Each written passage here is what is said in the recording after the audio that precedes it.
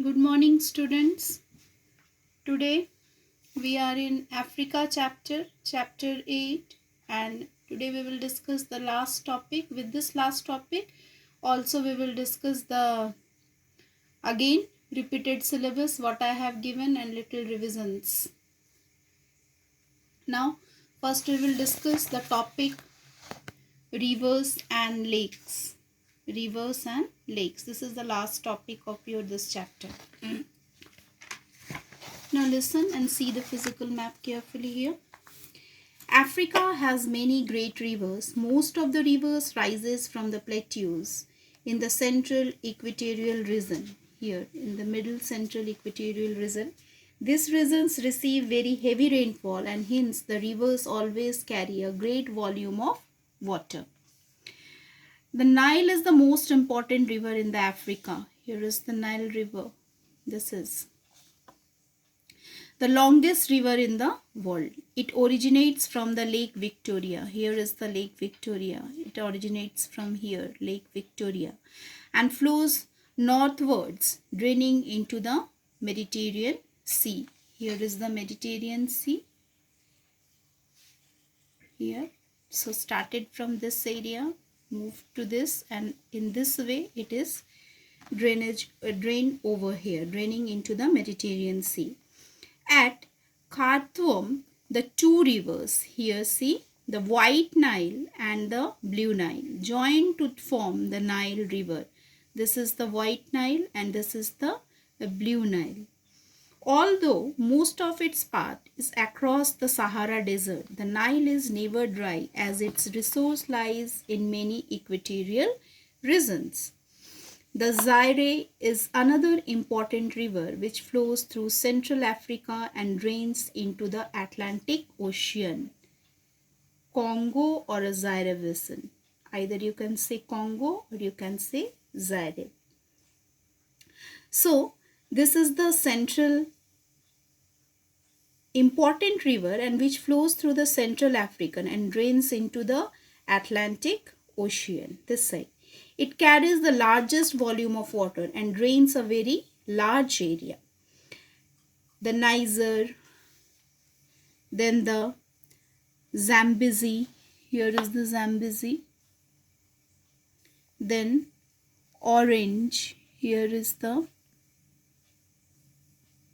Orange, then after the Limpo, here is the Limpo, are the another important rivers of Africa. Except the Nile, most of the rivers in this continent are unsuitable for navigation. This is because they drop down from the steep edges of the plateau and form numerous rapids and waterfalls. The Victoria Falls, where the Lake Victoria is, there is the Lake Victoria Falls, and in your book also the picture is given here. Lake Victoria Fall. Here it is.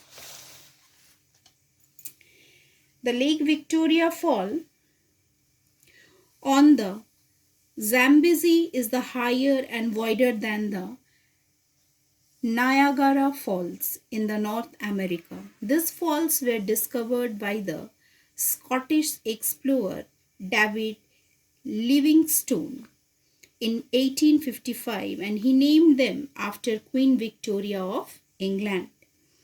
The Santley Falls, which are formed by the Zaire River,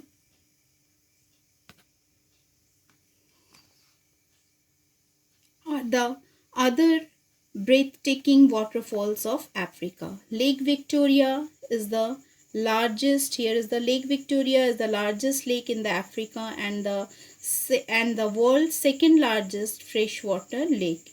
It is the source of White Nile River. Here is the White Nile River. It is the source of the White Nile River. Other large lakes including Malawi, Tanganyika, Kivu, Edward and Albert. They are located in the Great, here it is, in this area they have located in the Great Rift Valley. So, these are the explanation of this the last topic, rivers and lakes. According to this, already we have completed all the question answers of this chapter, and today you have to complete your this part. Question number A, choose the correct option, then the fill in the blanks, and then mark the wrong statement and correct them.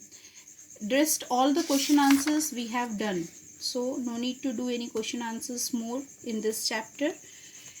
Another part, the case study of the Africa, the coca cultivation in Ghana. This you just read one time. Later we will discuss especially this part. From this part, no question answers will ask in your half yearly examination.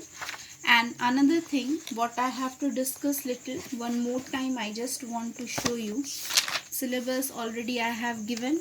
Question answers part already we have discussed, that what question answers after every topic what I have given you. Slowly and gradually you try to learn it and write it in your rough notebook by after learning justice. And this is the revision work of your map work. Page number 82, question number J, full you have to complete. Page number 100, question number K, that part also you have to full do as a map work. And locate the locate the following in political map of Europe and Africa. This you have to learn with the capitals. One side is the European country given, another side is the African countries are given. This you have to show in the political map of Europe or Africa. So in this manner you have to prepare your half yearly syllabus. So try to learn slowly and gradually and be ready for your half yearly examination. Thank you. Have a nice day.